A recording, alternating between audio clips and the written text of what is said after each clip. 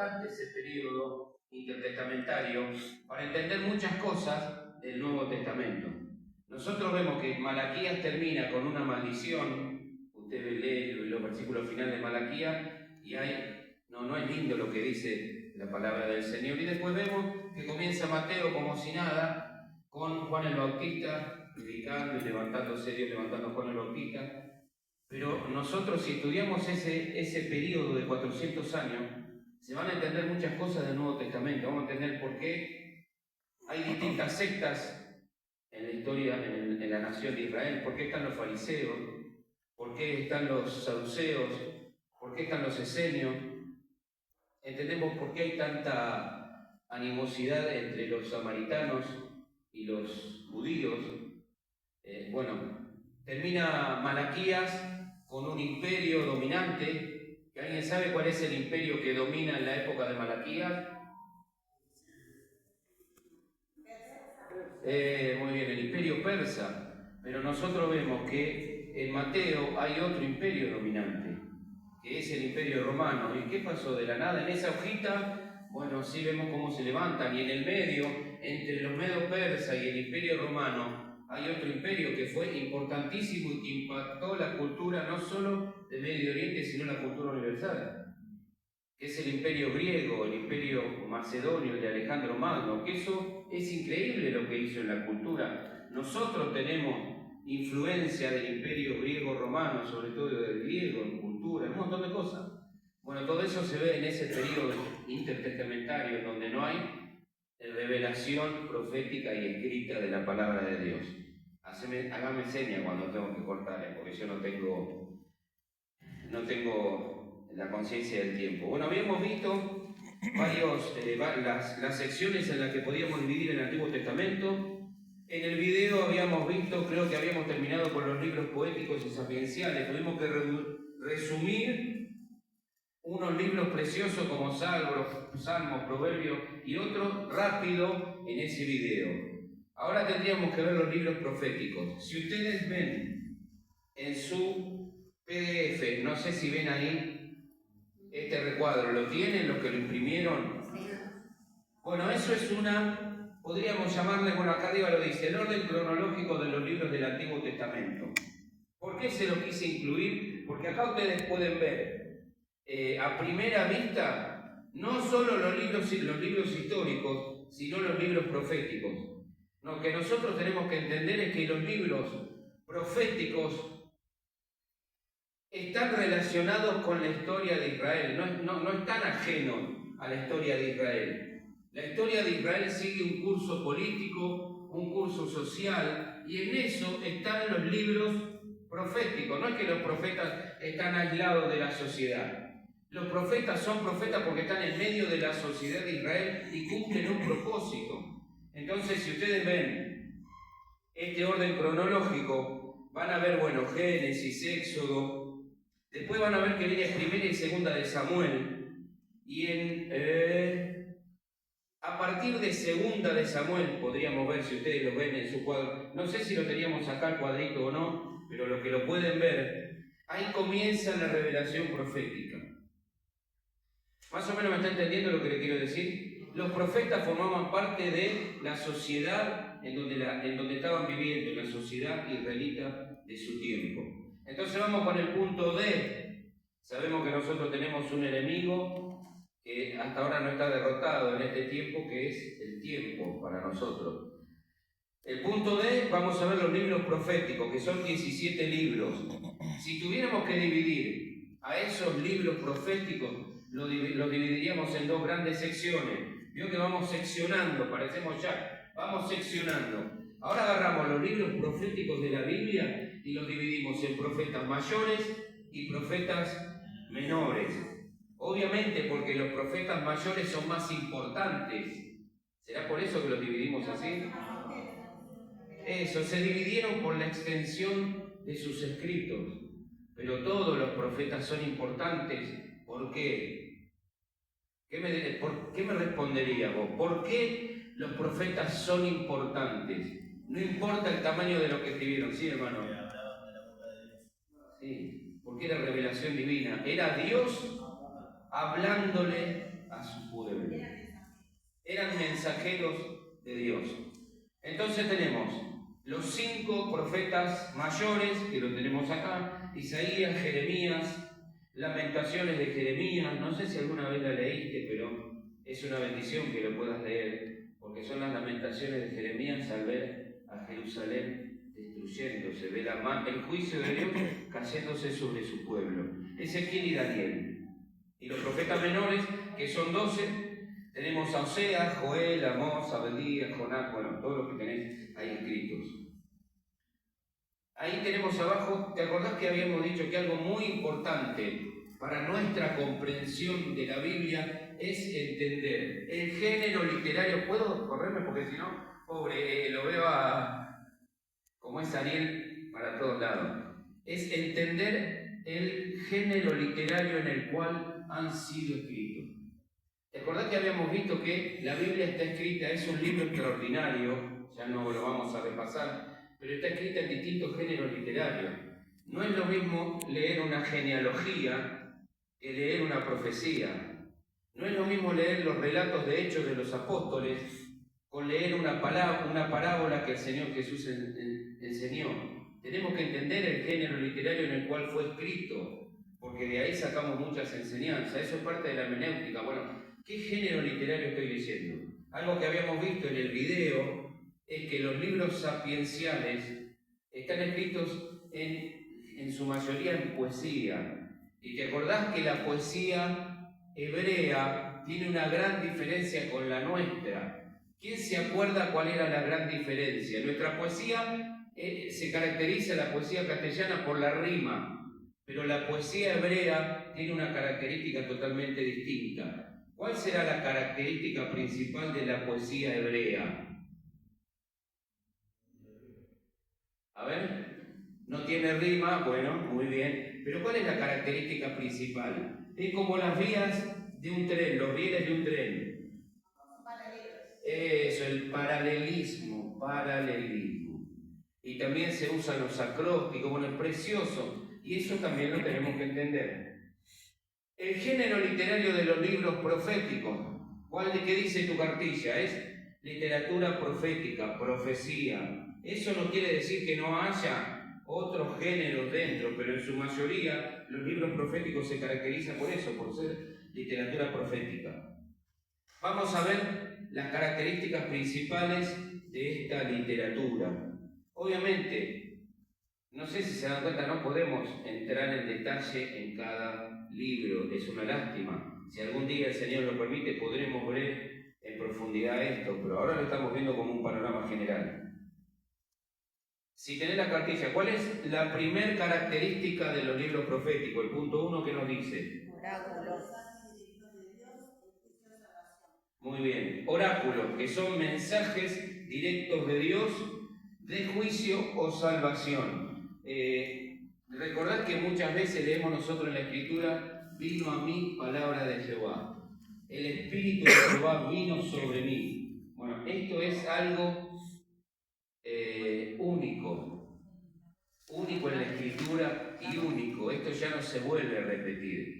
Ya en este tiempo no hay autoridad para decir: el Espíritu de Jehová vino sobre mí, y lo que hablo son palabras autoritativas para nosotros. Eso, hermano, los profetas de la Escritura son únicos.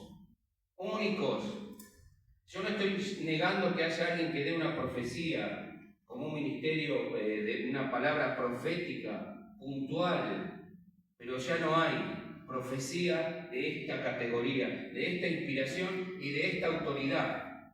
Cuando alguien desobedecía una palabra profética dada por los profetas, ¿qué sucedía?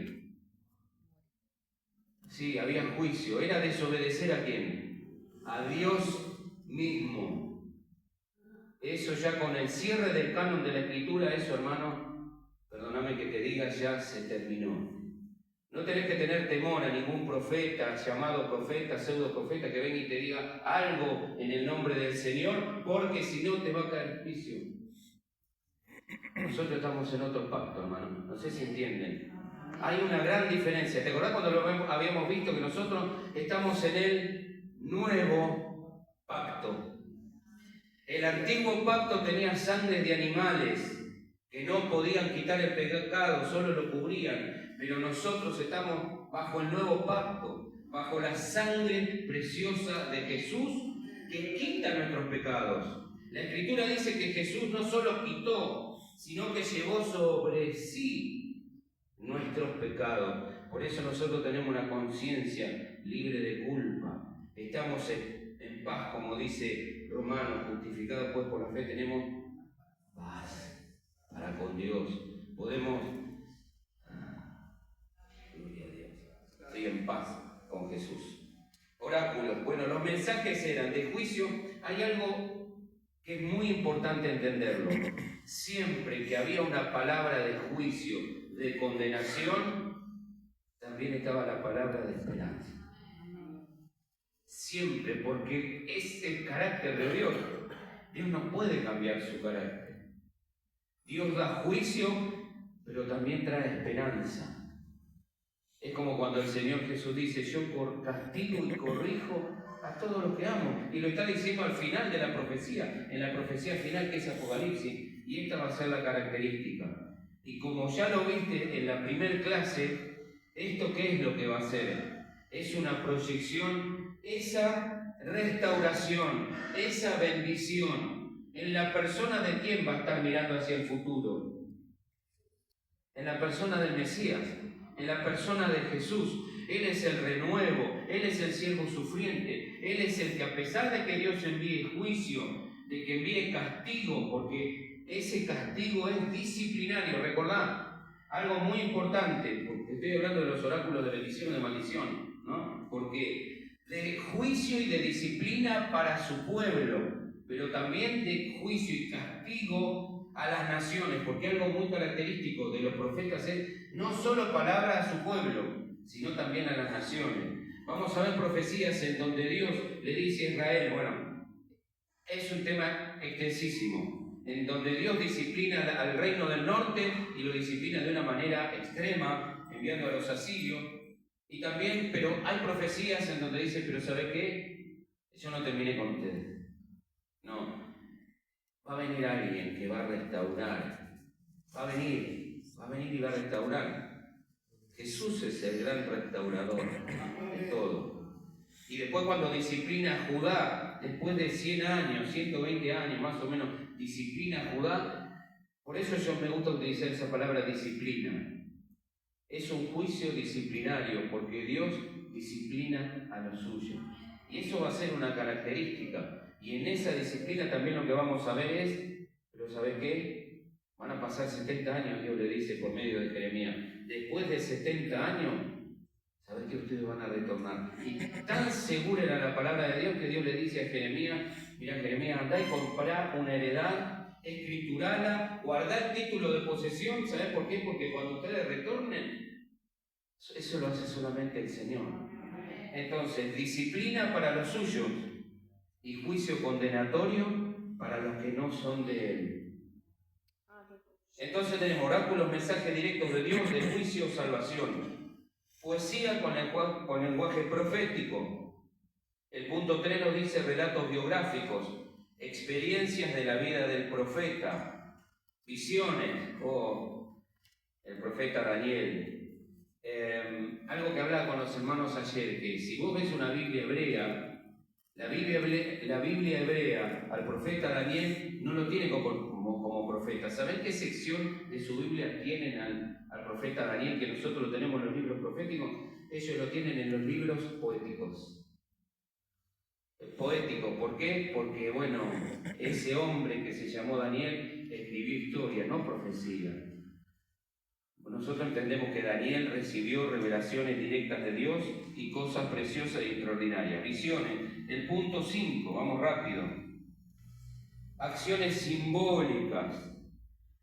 A ver, ¿quién se anima a decirme, de los que son lectores de la Escritura o a leer un poco, qué profeta famoso realizaba actuaciones proféticas o acciones proféticas? O sea, él como que representaba la profecía. ¿Quién es? A ver.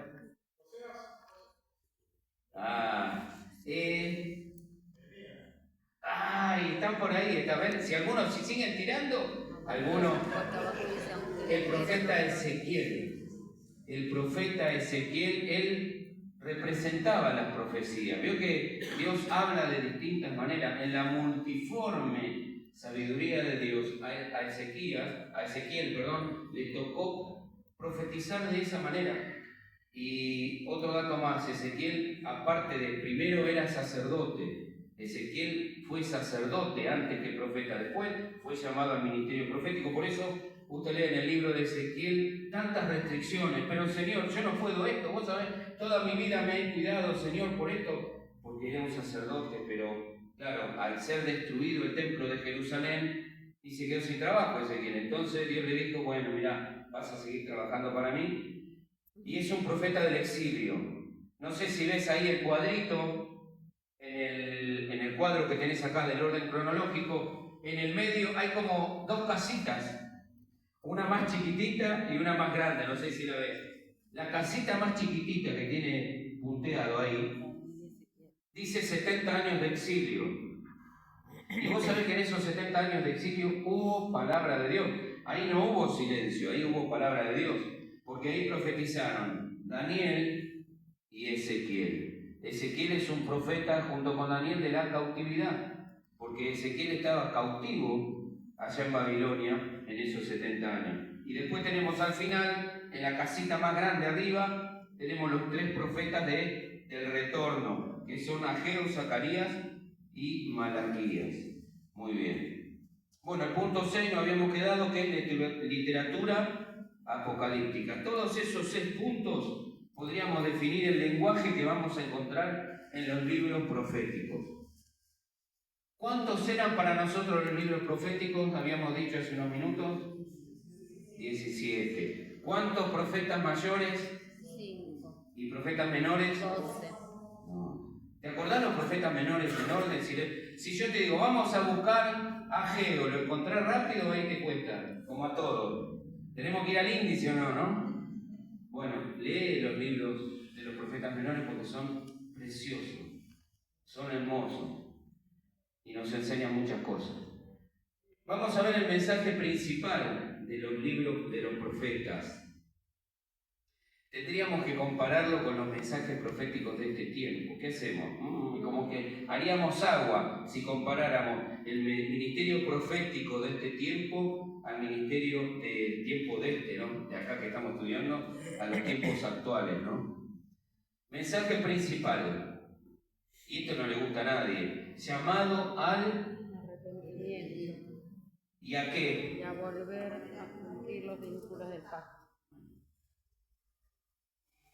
¿A qué pacto? A ver, ¿quién se anima a decirme? O sea, los profetas sí, está bien lo que está escrito acá, obviamente, si yo contradigo la cartilla, está bien, pero me está diciendo, ustedes se tienen, los profetas, Dios levantaba al profeta y le decía, arrepiéntanse y vuelvan a los vínculos del pacto. ¿Qué pacto? Si yo te pregunto, ¿de qué pacto hace referencia la cartilla? ¿Qué pacto te parece que será? Sinaítico. Del Sinaí, al pacto sinaítico, pacto mosaico. Porque te acordás lo que habíamos dicho en la primera parte, el pacto mosaico o sinaítico que se celebró al sur de la península de Sinaí, era un pacto condicional, en donde Dios, el Señor ponía condiciones, las bendiciones, si leíste Deuteronomio, de la obediencia y las maldiciones a la desobediencia. Y entonces ellos se habían comprometido, ellos habían dicho, todo lo que Jehová diga, eso haremos. Hay que decir eso, porque una vez que decís eso, ya quedaste preso, ya está. Es preferible decir, no, nosotros nos vamos a amparar en la gracia y la misericordia de Dios. Por eso, cuando el pueblo se arrepentía, cuando vos ves la oración del profeta Daniel, nunca van al pacto sinaítico. Si ellos lo habían quebrantado 1,5 millones de veces, ellos iban al pacto abrámico, al pacto con Abraham o al pacto con David, diciéndole al Señor, sí, nosotros pecamos, Señor. Recordá las promesas que le hiciste a nuestros padres. Recordá que vos sos el Dios de Abraham, el Dios de Isaac, el Dios de Jacob. que nos escogiste para que seamos tuyos. Quebrantamos tu pacto. ¿Qué pacto? El mosaico. Pero vos sos misericordioso y compasivo. Recordá esa promesa. Y ahí mueven el corazón de Dios. No me acuerdo, creo que Lutero había dicho, o Agustín, uno de los dos era, hablando acerca de la oración, que la oración es la fortaleza de los hombres, pero es la debilidad de Dios. Cuando nosotros oramos al Señor con un corazón contrito, humillado, apelando a la gracia de Dios, a la misericordia y a la compasión de Dios, ese corazón se mueve. El corazón de Dios se mueve. Y es a lo que lo llaman los profetas. Los profetas le dicen eso, miren, arrepiéntanse. Ustedes son el pueblo especial, son escogidos por Dios, no porque sean algo grande, sino porque ustedes eran insignificantes. Yo quise mostrar mi amor con ustedes por pura gracia.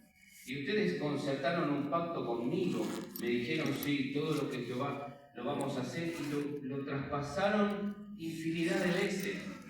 Vuélvanse en arrepentimiento y fe hacia mí, y el Señor iba a ser amplio en perdonar.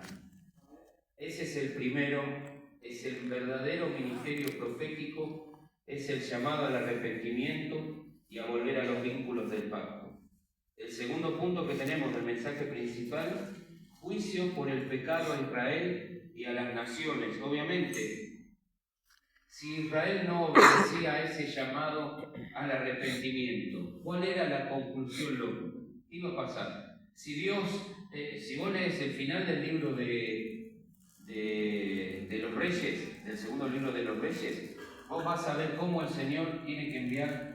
No es que Dios es un Dios malo que a la primera de cambio, como nosotros, nos enojamos y disciplinamos a nuestros hijos. No, Dios constantemente les enviaba y les levantaba profetas, sobre todo al reino del norte, a las tribus del norte, y los llamaba al arrepentimiento. No es que Dios no hizo nada. Dios envió profetas y mataban a los profetas, le hacían la vida imposible, rechazaban a los mensajeros, rechazaban la palabra del Señor, hasta que Dios determina la disciplina, Dios determina el juicio. Porque Dios es así, nos habla, muchas veces nos habla como un padre amoroso, hasta que y si nosotros hacemos oídos sordos, ¿qué hace el Señor con sus hijos? Dios disciplina, porque lo dice la Escritura, lo dice el Proverbio y lo dice la carta a los Hebreos, y gracias a Dios por esa disciplina. Y no solamente a Israel, sino juicio a las naciones. Muchas veces vos vas a ver la soberanía de Dios y la responsabilidad de las personas o de las naciones. Vos vas a ver Dios utilizando naciones o imperios para juzgar a su pueblo, para disciplinar a su pueblo, pero también ves profetas, o ese mismo profeta que da el juicio, también diciendo el Señor, pero yo voy a no disciplinar, voy a juzgar a esa nación. Y Dios ejerciendo juicio, y vas a ver que Dios profetiza la destrucción de Babilonia y de todos los enemigos de Israel. No porque Israel fuera algo mejor que el resto de las naciones, porque en un momento los pecados que se cometieron en Judá y en Israel fueron peor que las naciones, sino porque ellos eran el pueblo de Dios. Y Dios tenía que disciplinar a su pueblo y vindicar a su pueblo de esas naciones de alrededor. Y eso es algo que lo vas a ver a lo largo de todos los profetas. Acordate, los profetas van en paralelo con la historia de Israel, con el contexto socio-político y cultural de la nación de Israel. Algo que me impactó estudiando todo esto, estudiando los profetas y viendo, y hay algo que lo tenemos que entender para nuestro tiempo. Cuando yo lo entendí, para mí fue una bendición. Que la prosperidad económica, si vos lo ves en la historia de Israel y en los profetas, no es sinónimo de bendición de Dios, de que estemos en obediencia de Dios. Porque vos vas a ver uno de los periodos de más apostasía en la historia de Israel, cuando se dividen y comienza a reinar Jeroboam. Si vos lees la historia, es uno de los periodos, Israel en apostasía, haciendo cualquiera. O sea, levantando dos altares de adoración en el norte y en el sur, reapóstatas. Pero ¿sabés que era uno de los periodos más prósperos en la historia de Israel? ¿Cómo puede ser? Bueno, entonces, no te dejes engañar, porque la prosperidad no tiene nada, la prosperidad económica me refiero, no tiene nada que ver con la bendición de Dios. Dios bendice y prospera nuestra economía, pero la prosperidad verdadera y la bendición verdadera es la del Espíritu. Cuando nosotros damos frutos para la gloria de Dios, cuando nuestro carácter es transformado, cuando nuestras familias son impactadas por la vida de Dios en nosotros. Y lo otro viene por añadidura, porque vos te vas a dar cuenta. A ver, y yo tratando de entender, decir, ¿cómo puede ser, Señor? Vos lees la historia de Israel, ves a Jeroboam, un rey apóstata, y una prosperidad económica como nunca. No sé, vino a mi corazón este pensamiento, no te digo que es palabra de Dios ni nada de eso, pero como que hay una inercia, a ver, entendeme, una inercia de bendición hasta que eso se termina. ¿Sabés lo que significa inercia? Hasta que algo se detiene. Bueno, la bendición a causa de qué venía, a causa de David, a causa de los primeros años de Salomón, ¿me entendés? Y bueno, y esa bendición sigue hasta que por ahí se frena y viene la disciplina del Señor. Entonces, es preferible que si te profetizan algo, te profeticen bendición espiritual, crecimiento y madurez espiritual. Otro punto muy importante, el cuarto punto, que es anuncio del día de Jehová o día del Señor con esperanza futura de restauración. El día de Jehová corre a lo largo de todos los profetas. Yo te hago una pregunta y respondela como te salga. A ver, ¿podrías decirme con tus palabras qué significa el día de Jehová? ¿Qué es para vos el día de Jehová? ¿Qué te parece que será? La segunda venida de Jesús. Incluye, obviamente, la segunda venida. Fuerte, hermano, mire que acá no hay láseres apuntando al que la pifia, ahí le dan un... No. Incluye restauración, sí. ¿Será un día? Porque dice el día. ¿El día será un día? No, cuando... A ver... Incluye también, sí. El día de Jehová es un periodo de tiempo. Se utiliza día porque en el contexto hebreo está hablando de tiempo. Es el tiempo en donde Dios intervendrá para juzgar a este mundo. Es la intervención, o sea, la historia no termina como estamos ahora. No, que Trump derrotó y él. No. La historia humana termina con la intervención de su Creador, de nuestro Señor Jesucristo. Es Dios juzgando a este mundo y dando salvación y redención a los suyos y retribución a los impíos. Incluye un periodo largo de tiempo, que son los juicios, la disciplina para Israel, la restauración de Israel, los juicios a las naciones, el milenio, y termina y comienza con la eternidad, cuando nosotros estemos para siempre con el Señor. En los profetas, sobre todo en los profetas menores, se habla mucho del día del Señor. Y otra cosa, si vos querés estudiar Apocalipsis, estudiate los profetas. Tenés que entender los profetas, porque muchísimos pasajes del libro de Apocalipsis los vas a encontrar en los profetas. Muchas cosas muy similares, citas casi citas explícitas, son de los profetas. Porque claro, el Apocalipsis es la revelación final y es la intervención de Dios a este mundo. Entonces, ¿qué es el día del Señor? Es la última y futura intervención de Dios en este mundo. Este mundo no termina así. Termina cuando Dios lo determine y la intervención final de Él. Y muchas de las cosas que se ven en los profetas, vos vas a leer, ¡ay de aquel día! Es una frase, ¡ay de ese día! Algunos de los profetas dicen, ni su plata ni su oro servirá el día que Dios intervenga. Podrán hacer búnkers, lo que sea, pero podrán irse a la luna, pero ya lo dijo David, ¿o no? Me podría ir a donde sea, pero ahí me encontrará tu espíritu. No podrán escapar. Y nosotros estaremos con el Señor. Y bueno, el último punto es el anuncio del Mesías. ¿Nos quedan unos minutos ahí? Sí. Dice, bueno, acá un punto importante. Se menciona el pacto más importante de la Biblia. No hace falta que lo tengas acá anotado, porque si yo te pregunto, ¿cuál es el pacto de la Biblia más importante que tenemos nosotros en la Escritura? ¿Cuál es? ¿Será lo que dijo el hermano David? ¿Será? Sí, es el pacto más importante, el nuevo pacto. Es la promesa del nuevo pacto. Y acá tenemos la descripción del nuevo pacto, una descripción rápida, y tenemos pasaje por medio de la expiación hecha. A ver, ¿alguien lo tiene para leer? ¿Ya? El que desenfundó rápido, a ver el arma. Léame lo que es el nuevo pacto. ¿Qué es? Por medio de la expiación hecha por el Mesías, se dará perdón de pecados, relación renovada como consecuencia de un corazón nuevo, y Dios derramando su Espíritu Santo en los creyentes. Muy bien. Y ahí dice bíblico. ¿Te acordás lo que decíamos? Que los pactos pueden ser bíblicos o teológicos. ¿Alguno lo leyó? ¿Te acordás lo que significaba que era un pacto bíblico? A ver quién se acuerda. Sí, lo encontramos en la Biblia. O sea, es un pacto bíblico cuando nosotros leemos.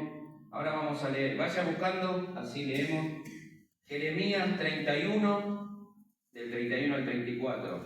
Y un pacto teológico es un pacto que no figura explícitamente en la Biblia. Los teólogos lo deducen, entonces se le denomina pacto teológico. Jeremías 31, del 31 al 34. A ver, ¿quién lo quiere leer?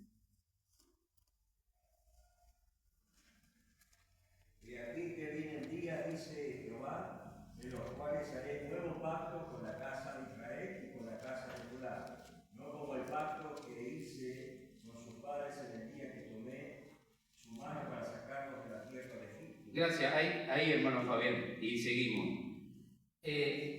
Jeremías, el Señor por medio de Jeremías está diciendo, voy a hacer un nuevo pacto, no como el pacto que hice con sus padres cuando los saqué. ¿Y a qué pacto hace referencia?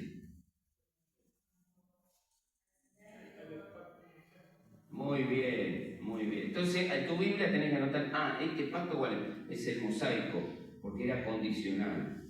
Es el pacto hecho en Sinaí. ¿Estamos? Sí, hermano Fabián, siga. Porque ellos invalidaron el pacto. Claro, ¿cómo invalidaron ese pacto? El nuevo pacto iba a venir, porque Dios dice, yo voy a hacer un nuevo pacto. Porque el viejo, el que concerté con ellos en Sinaí, ¿qué hicieron? Ellos lo transgredieron, se cansaron de quebrantar mi pacto. Entonces hay que hacer algo nuevo. El nuevo pacto que le daba, mandamiento. ¿Te acordás cuando en la primer clase yo te dije nosotros? Imagínate, nosotros tenemos que alcanzar la misericordia de Dios. Te voy a hacer un ejemplo. La gracia de Dios. Y Dios nos dice, mira, tenés dos montes a los cuales acercarte. Te pongo el monte Sinaí.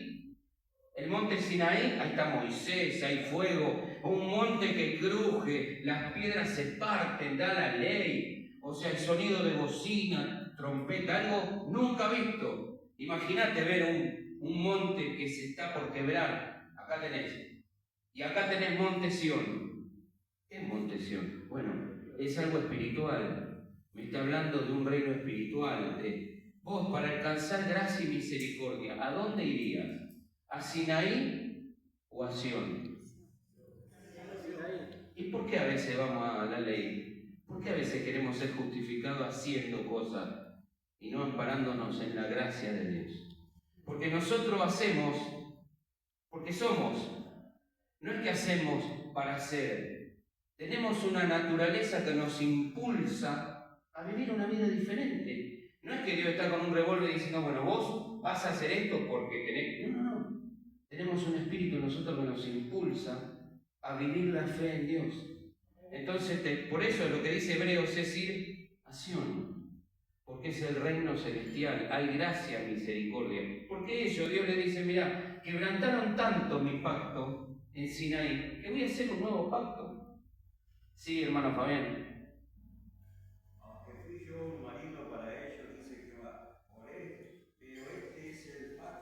Perdón, hermano Fabián, ahí está. Porque esto tenemos que verlo, algo vamos a aprender. Aunque yo fui un marido para ellos, dice Jehová. ¿Qué quiere decir eso el Señor? Él fue un marido para su pueblo. ¿Habrá sido bueno Dios? Sí. ¿Y los maridos cómo tenemos que ser?